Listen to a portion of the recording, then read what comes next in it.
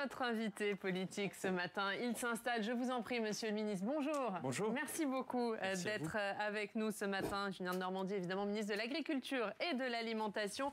Et on est ensemble pendant 20 minutes pour une interview en partenariat avec la presse quotidienne régionale, représentée par Éric Richard. Bonjour Éric. Bonjour Oriane. Merci beaucoup d'être venu spécialement pour cette interview. Éric, journaliste à la Nouvelle République du Centre-Ouest. On va commencer avec l'actualité et vos dossiers actualité chargés. Julien Denormandie, et bien sûr, il y a cette inquiétude autour des prix. Alors, on a beaucoup parlé de l'inquiétude autour des prix de l'énergie, du gaz, de l'électricité, du carburant, mais il y a aussi une inquiétude autour de l'envolée des prix des matières premières, la farine, le beurre, le lait. Comment vous comptez aider les Français à y faire face? Est-ce que des dispositifs vont être prévus par le gouvernement? D'abord, il y a une situation, et vous avez raison de le dire, qui est une situation de reprise économique. Cette reprise économique très intense, un peu partout à travers le monde, mais enfin singulièrement en France, il faut le dire, on a une croissance parmi les plus fortes, si ce n'est la plus forte d'Europe, et cette situation, elle concourt à cette fameuse inflation des prix. Bon. Face à ça, il y a plusieurs choses qu'il nous faut faire. Il y a d'abord apporter des soutiens conjoncturels. Je pense à l'indemnité inflation décidée par le Premier ministre et qui est à mes yeux extrêmement importante. Et dans la simplicité de la mise en œuvre et dans le fait qu'elle touche un très grand nombre de nos concitoyens. Ensuite, il y a des réponses plus structurelles. Je pense dans l'alimentaire, et vous l'avez dit, il y a un enjeu qui est très important, qui est de s'assurer que les hausses de coûts, elles ne se fassent pas au bénéfice de certains et au détriment d'autres. Je m'explique. Aujourd'hui, on sait bien que dans les négociations commerciales, agricoles, agroalimentaires qui amènent au prix in fine qu'on paye dans nos supermarchés, en fait, vous avez trois entités. D'abord l'agriculteur qui produit, ensuite l'industriel et enfin la grande distribution. Et on sait que jusqu'à présent, il y avait très peu de transparence dans ce qui se passait à l'intérieur. D'ailleurs, on appelle ça la boîte de négociation, ça veut tout dire. Il n'y avait pas assez de transparence à l'intérieur. Et donc, on a voté d'ailleurs à l'unanimité par les deux chambres, et l'Assemblée et le Sénat, adopté une nouvelle loi qui s'appelle Egalim 2, qui entre en fonctionnement, dès la semaine dernière, elle est entrée en fonctionnement, et qui vise à donner plus de transparence. C'est très important pour moi, parce que ça permettra de s'assurer que, quels que soient les effets de l'inflation, on s'assure que ça ne soit pas des hausses indûment perçues par certains au détriment des autres. Donc clairement, vous voyez, il ne faut pas que les distributeurs fassent de la marge avec l'augmentation de ces prix, c'est ça que vous dites? Ce que je veux dire, c'est que quand vous avez des augmentations de coûts, il importe que ça soit à chaque fois justifié. On le voit aujourd'hui, on sait bien que tout augmente en termes de matières premières, du bois en passant par l'acier et en passant par un certain nombre de matières premières. Mais ce qui est très important, c'est que dans ces négociations, à chaque fois, ça soit le juste prix et la juste rémunération des uns et des autres. Mais on sait que ça n'a pas toujours été le cas. Donc il faut apporter des mesures conjoncturelles de soutien au pouvoir d'achat et des mesures plus structurelles comme ce que nous avons fait sur les Egalim 2. Mais ça veut dire qu'il n'y aura pas pour aider les Français. On a bien compris sur les mesures structurelles, conjoncturelles, mais concrètement, les gens qui demain vont payer leur baguette plus cher, parce que c'est ce qui va arriver, est-ce qu'il y aura une aide pour eux, ou est-ce que vous considérez que l'indemnité inflation de 100 €, ça prend en compte l'augmentation du prix de la baguette aussi? Vous avez vu que le gouvernement a mis en place non pas une, mais plusieurs aides conjoncturelles. D'abord sur le gaz avec ce bouclier tarifaire, ensuite sur l'électricité pour limiter la hausse de l'électricité qui sinon se serait envolée en termes de prix. Maintenant avec cette indemnité inflation qui, comme l'a présenté le Premier ministre d'ailleurs, n'est pas une indemnité ciblée uniquement sur le pétrole, mais une indemnité ciblée sur ces inflations. Donc il n'y aura pas d'aide en plus? Au moment où je vous parle, il y a déjà toutes ces aides qui ont été mises en place. Ensuite, on est un gouvernement qui s'adapte. J'insiste sur un dernier point. Ça veut dire que les aides ne sont pas exclues. Si vous voyez que les prix de la farine, du beurre, du lait augmentent, vous pouvez augmenter cette indemnité? Encore une fois, on est un gouvernement, vous savez, qui est très pragmatique. Notre objectif, c'est d'aider les Français quand ils en ont besoin. C'est ce que nous avons fait. Qui sur le gaz, qui sur l'électricité, qui sur cet effet inflation du moment. Et puis j'insiste sur un autre point qui, moi, me paraît fondamental, parce que quand on parle de pouvoir d'achat, souvent, on parle tout de suite chèque ou indemnisation ou support conjoncturel. La vraie réponse face au pouvoir d'achat, c'est quoi? c'est évidemment l'accès au travail, c'est évidemment la rémunération du travail. Et moi, je suis très fier d'appartenir à un gouvernement qui a réussi à faire en sorte que le taux de chômage diminue à 7,6%. Ça n'était plus vu depuis plus de 10 ans. On a créé depuis 2017 entre 800 000 et 1 million d'emplois. La vraie réponse au pouvoir d'achat, c'est, et ça restera toujours, l'accès au travail et la bonne rémunération du travail. Oui. Dans le détail de l'indemnité d'inflation que vous évoquiez, ça concerne combien de personnes dans le secteur agricole et comment vont se passer les choses pour les salariés? Donc on imagine au mois de décembre, pour les exploitants un petit peu plus tard. Ça va passer par le truchement de la MSA, qui est cette la mutualité sociale agricole qui fait un boulot absolument formidable. Et je voudrais vraiment en profiter de votre question pour saluer le travail de ces agents, de ces élus aussi. La MSA, vous savez, c'est un acteur de proximité, un acteur social dont on ne parle pas suffisamment, mais qui est très important sur nos territoires. On vient d'ailleurs d'adopter la nouvelle convention d'objectifs et de gestion pour donner les moyens à la MSA de mettre en place cette indemnité inflation, pour mettre en place aussi quelque chose dont on a peu parlé, mais qui arrive dès le mois prochain, qui est la revalorisation des retraites petites retraites agricoles, avec des propositions de loi qui ont été adoptées, là aussi, avec une très large unanimité des parlementaires, et qui va permettre de revaloriser les retraites, notamment les retraites les plus petites du monde agricole. On sait que c'était un gros enjeu, une grosse attente aussi, et c'est chose faite, et donc ça arrive pour les retraites de novembre payées de décembre. Mais ça, c'est fait aussi par la MSA, donc il faut leur donner les moyens, c'est ce que nous faisons. Et juste l'indemnité inflation, c'est quel mois du coup pour les agriculteurs? Alors je ne peux pas vous dire si ce sera décembre ou juste après, mais c'est évidemment le plus rapidement possible et par le truchement de la MSA. Alors on a justement beaucoup engagé ces dernières années dans les filières de qualité, dans la filière bio notamment. On sait que le prix pour le consommateur est au centre aussi de ces dispositifs et de ces enjeux. Justement, l'inflation risque pas de bouleverser un peu la donne et pourquoi pas peut-être de décourager les consommateurs vers ces produits plus chers? Ça a toujours été le cas, qu'il y ait de l'inflation ou pas de l'inflation. Il y a toujours eu ce que moi je qualifie parfois de cette cohabitation des contraires. C'est-à-dire qu'en tant que citoyen, on demande toujours plus, et c'est bien légitime, que ce soit de transition écologique, que ce soit de transition nutritionnelle. Bref, on demande toujours plus de qualité écologique, nutritionnelle, de valeur alimentaire. Et en parallèle, le même citoyen, lorsqu'il devient consommateur, ne fait pas toujours un acte d'achat conforme à ses demandes. La réalité, c'est que ça ne peut pas être l'agriculteur qui finance lui-même, sur son compte de résultat, l'ensemble de ces transitions. Dit autrement, si on demande à nos agriculteurs de produire avec une meilleure qualité, cette qualité, elle doit être justement rémunérée. Alors, une fois que j'ai dit ça, ça veut dire que toutes celles et ceux qui en ont les moyens, que leur acte de consommation soit conforme à leurs demandes citoyennes. C'est très important, ça n'est pas toujours le cas. Je crois qu'on en a tous conscience. Premier point. Deuxième point, il faut aider celles et ceux qui le souhaiteraient à pouvoir avoir ces produits de qualité et qui n'ont pas la capacité financière. Ça renvoie à la première question dont nous avons débattu. Et enfin, troisième point, il faut que l'État accompagne les agriculteurs dans l'investissement pour plus facilement produire et continuer à monter en qualité. Et c'est ce que nous faisons massivement, à la fois avec France Relance, à la fois avec France 2030. Songez que France Relance, c'était 1,2 milliard.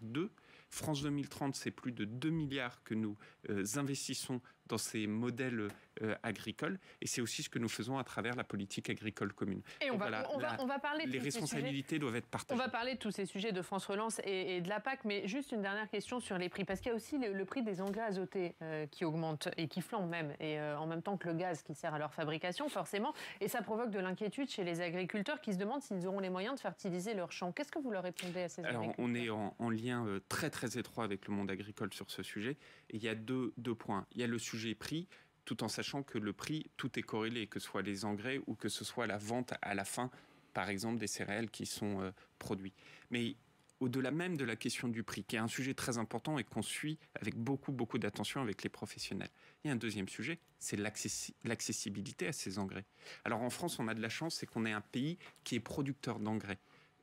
Ça nécessite aussi de pouvoir importer un certain nombre de matières premières pour les produire. Mais enfin, on a des usines de production d'engrais. Donc on suit avec la filière de très près la situation pour être sûr que nous ayons la capacité d'avoir accès à ces engrais. Parce que quand on parle de culture. Une culture, l'engrais, c'est la nourriture des plantes. Donc c'est absolument essentiel.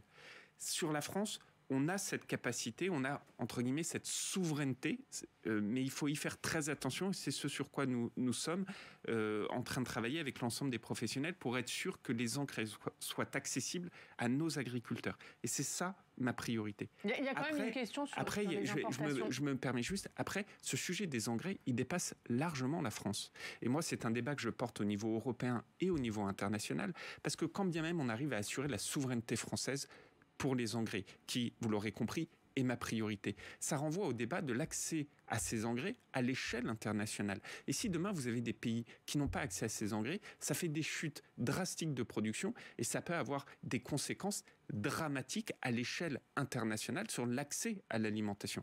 Donc c'est un sujet que je considère prioritaire, sur lequel nous travaillons beaucoup à l'échelle nationale, mais aussi à l'échelle internationale. Et justement, une dernière question là-dessus sur l'échelle européenne, notamment puisque la Confédération européenne des producteurs de maïs demande à la Commission de suspendre les tarifs douaniers qui frappent les importations de solutions azotées depuis 2019. Vous soutenez cette demande ? On a porté, avec certains de mes collègues, ce sujet au niveau européen. Quelles que soient les solutions techniques, là, il y a une solution que vous évoquez, il y a peut-être d'autres solutions, mais on a porté lors du dernier Conseil des ministres qui a eu lieu il y a 10 jours, ce sujet à la table du Conseil européen en disant attention, on a là un vrai sujet de souveraineté française, vous l'aurez compris, moi je suis très impliqué avec mes équipes et les professionnels pour assurer notre souveraineté, mais aussi européenne, mais aussi internationale. Je pense par exemple que la FAO, qui est l'organe onusienne, si je puis dire, sur la question alimentaire, doit aussi se saisir de ce sujet des engrais, parce qu'une pénurie d'engrais à l'échelle mondiale a des conséquences alimentaires absolument dramatiques. Et donc, c'est un sujet, je le redis, absolument prioritaire à mes yeux, à l'échelle nationale d'abord, mais aussi à l'échelle internationale. Et on va parler de France Relance, vous en parliez, Eric, a des questions là-dessus. Alors on est aujourd'hui, je crois, à 2 milliards 800 millions fléchés vers ce plan. Vous aviez évoqué une révolution agricole, une nouvelle révolution, la troisième en quelque sorte. On a aussi beaucoup parlé durant la crise bien de la reconquête, de l'indépendance alimentaire, de la souveraineté, sont des sujets sensibles. Est-ce que c'est toujours, je dirais, autant d'actualité, autant l'objectif ? Complètement. Vous voyez, on vient de parler des engrais. Sur les engrais, moi, ma priorité, c'est notre souveraineté. Alors, on a de la chance d'avoir un tissu industriel. On sait aussi qu'on a un défi, c'est comment on arrive demain à créer plus d'engrais qui émettent moins de gaz à effet de serre, par exemple. Et donc, on a une capacité d'innovation pour être souverain dans la filière engrais, mais en plus souverain dans une filière engrais qui puisse faire une innovation telle que l'impact sur les émissions de gaz à effet de serre soit réduit et donc être à la pointe sur ce sujet. On va investir dans France 2030 sur ces nouvelles filières d'engrais. Par exemple, c'est un élément très concret. Deuxième exemple tout aussi concret, on sait aujourd'hui qu'on a une priorité, c'est de reconquérir notre souveraineté dans les protéines. Ça veut dire quoi ? Ça veut dire que, vous savez, dans nos élevages, par exemple, beaucoup de l'alimentation de nos élevages constitue en fait, par exemple, du soja importé. Il vient d'où ? Il vient d'Amérique du Sud. Et il est fait avec des méthodes de production qui parfois concourent à de la déforestation ou à de la dégradation de la biodiversité. Et ça fait 50 ans qu'on a laissé filer la chose. Ça fait 50 ans qu'il y a eu un système organisé, vraiment, à l'échelle internationale, où, en gros, le continent américain a dit aux Européens, faites votre politique agricole commune à une condition, vous restiez dépendants de nos protéines. Et on a laissé la chose s'installer. Jusqu'à il y a quelques années, pendant ce quinquennat, où on a lancé avec les professionnels un grand plan protéines. On investit plus de 120 millions d'euros pour reconquérir notre souveraineté protéique. Concrètement, remettre des cultures de soja, remettre des cultures de légumineuses. Et ça marche très bien.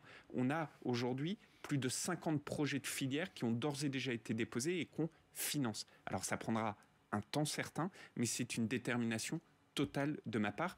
Il n'y a pas de pays fort sans agriculture forte, il n'y a pas de pays souverain sans agriculture souveraine. Et donc, il faut investir massivement dans cette souveraineté. Justement, dans ce plan de relance, il y a aussi un axe... France 2030. Voilà. Il y a aussi un axe majeur, c'est la profession elle-même, ce sont les professionnels. Alors, on sait que l'agriculture est une profession vieillissante. La moitié à peu près de l'effectif actuellement au travail ne le sera plus d'ici une dizaine d'années. Je dirais, qu'est-ce qu'on dit aux entrants, à ceux parce qu'on sait que malgré tout, de plus en plus, c'est difficile, que les enfants succèdent. Qu'est-ce qu'on dit aux jeunes qui sont susceptibles de rejoindre la profession? Et il le faudra bien. D'abord, être agriculteur ou travailler dans l'agroalimentaire, c'est d'abord un métier de passion. Et cette passion, vous connaissez très bien nos territoires, vous la voyez tous les jours. C'est un métier de passion. Mais la passion, elle ne peut pas tout. Et la passion, elle ne peut jamais se substituer à la rémunération.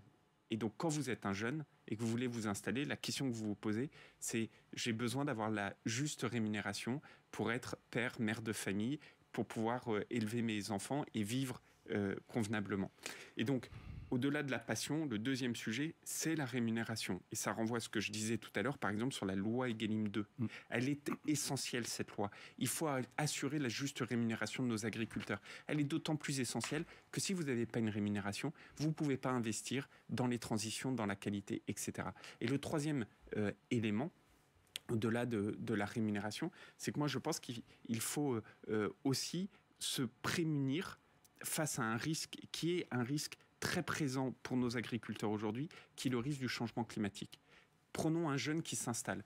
Quand vous installez, vous investissez parfois plusieurs centaines de milliers d'euros. Si les 2, 3, 4, 5 années après votre installation, vous prenez une sécheresse, un gel, eh bien, vous ne pouvez pas vous installer sereinement. Et ça, c'est la grande réforme de l'assurance récolte qu'on est en train de porter et qui est essentielle, mais essentielle à mes yeux, notamment pour l'installation des jeunes. Et justement, Emmanuel Macron, il a promis 600 millions d'euros justement par an pour indemniser les agriculteurs victimes de catastrophes climatiques. Cette promesse, est-ce qu'elle s'est traduite concrètement ou comment elle va se traduire concrètement? Alors, elle va se traduire concrètement par un projet de loi que je présenterai en Conseil des ministres le 1er décembre, qui sera débattu à l'Assemblée nationale mi-janvier et probablement au Sénat quelques jours ou quelques semaines juste après. Ce projet de loi, c'est quoi? C'est la refonte de ce système de protection et de couverture des risques, c'est-à-dire de rendre accessible la possibilité aux agriculteurs d'avoir un système qui le couvre des risques quand vous avez, par exemple, le gel terrible qu'on a subi il y a quelques mois ou ces événements de sécheresse à répétition. Et donc, on aura ce projet de loi qui sera adopté, je l'espère, janvier-février, en fonction de la date. Avant la fin de la coupure parlementaire. Voilà, en tout cas avant la fin de la coupure parlementaire. Ensuite, ce projet de loi, il donne les fondations de ce nouveau dispositif. Ensuite, on aura plusieurs mois pour détailler, parce que c'est des réformes incroyablement techniques, pour détailler tous les paramètres. Et puis ensuite, cette réforme, elle entrera en application, conformément à ce qu'annonçait le président de la République, au 1er janvier 2023, c'est-à-dire au moment où rentre en vigueur la nouvelle politique agricole commune. Donc le système, il doit être mis en place au 1er janvier 2023. Et d'ailleurs, la traduction budgétaire indiquée par le président de la République se retrouvera donc dans le projet de loi de finances fin 2022 pour 2000... Du prochain quinquennat. Voilà. C'est-à-dire qu'il y a des assurances que quel que soit le futur président, si Emmanuel Macron n'est pas réélu, les agriculteurs verront quand même la couleur de ces 600 millions d'euros. Et je vous en remercie de votre question parce que, en fait, ce projet de loi que je présente dans les tout prochains jours, il crée un point de non-retour. Il crée ce nouveau dispositif et donc ce nouveau dispositif, quoi qu'il advienne dans les prochains mois, ce sera forcément lui qui sera mis en place en 2023. Et c'est ça qui, à mes yeux, est extrêmement important. Je n'étais pas plus tard qu'hier soir en réunion avec l'ensemble des acteurs pour justement finaliser la rédaction de ce projet de loi. Et je le dis avec beaucoup d'humilité, mais vraiment beaucoup de conviction. Je pense que le jour où on aura finalisé cette réforme assurantielle de protection des risques, ce sera probablement la réforme la plus structurante pour le monde agricole depuis la mise en place de la politique agricole commune. Et justement, une question sur cette politique agricole commune, puisque l'autorité environnementale estime que la déclinaison française de la PAC pour 2023-2027 ne prend pas suffisamment en compte le juste niveau des enjeux environnementaux. Est-ce que vous allez revoir votre copie? Alors, elle ne dit pas exactement ça, on pourrait en parler des heures. Elle interroge les ambitions environnementales. C'est évidemment son rôle, je le regarde avec beaucoup de sérieux. Et d'ailleurs, cet avis est rendu public et on va faire même une consultation du public sur cet avis. Donc on fait ces travaux en toute transparence. Moi, j'attire juste l'attention collégiale sur un point, notamment toutes celles et ceux qui disent que la politique agricole commune n'accompagnerait pas suffisamment la transition agroécologique. Cette nouvelle politique agricole commune, elle va très loin.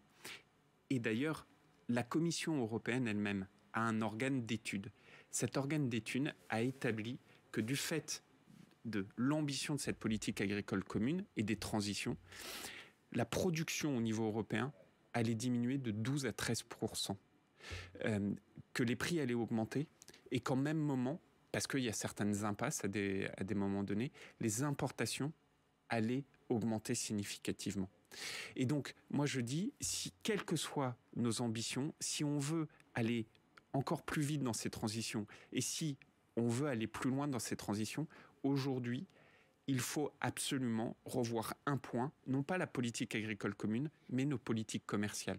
Pourquoi ? Parce que aujourd'hui, si nous on fait nos transitions, mais si au même moment on continue à importer aussi facilement des produits qui n'auraient pas l'autorisation d'être produits chez nous, pas l'autorisation, quel est le sens de cela ?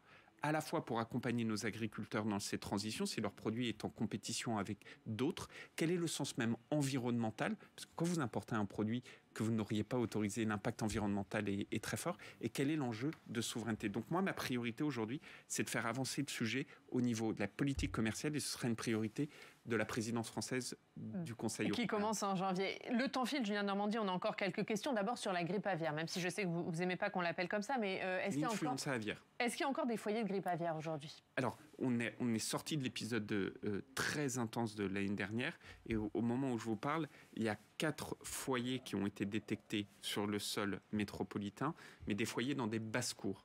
Pas des foyers dans des élevages. Donc dans quel département ? Ou dans des flux migratoires des oiseaux sauvages. Et donc aujourd'hui, on a toujours le statut indemne d'influenza aviaire, mais on est passé du risque faible à ce qu'on appelle le risque modéré. Ça veut dire quoi le risque modéré ? C'est-à-dire que sur un certain nombre de territoires, on protège les animaux pour qu'ils soient moins en contact et moins en risque vis-à-vis de cette influenza aviaire. Ce qu'il faut voir, c'est qu'aujourd'hui, on a déjà plusieurs pays limitrophes européens qui sont touchés par l'influenza aviaire. Et donc, ça veut dire des inquiétudes. Ça veut dire une énorme vigilance. Ça veut dire aussi que tout ce dont on est convenu l'année dernière avec les professionnels pour mieux se prémunir doit être mis en œuvre. Je salue vraiment la responsabilité des professionnels et le rôle de l'État qui est là pour les accompagner. Mais c'est un sujet qu'on suit avec une extrême vigilance au jour le jour. Et juste dans quel département c'est alors, c'est très diffus parce que c'est des basses-cours et des oiseaux sur les flux migratoires, mais c'est des sujets qu'on suit, quels que soient les départements. En fait, ça ne veut pas dire grand-chose.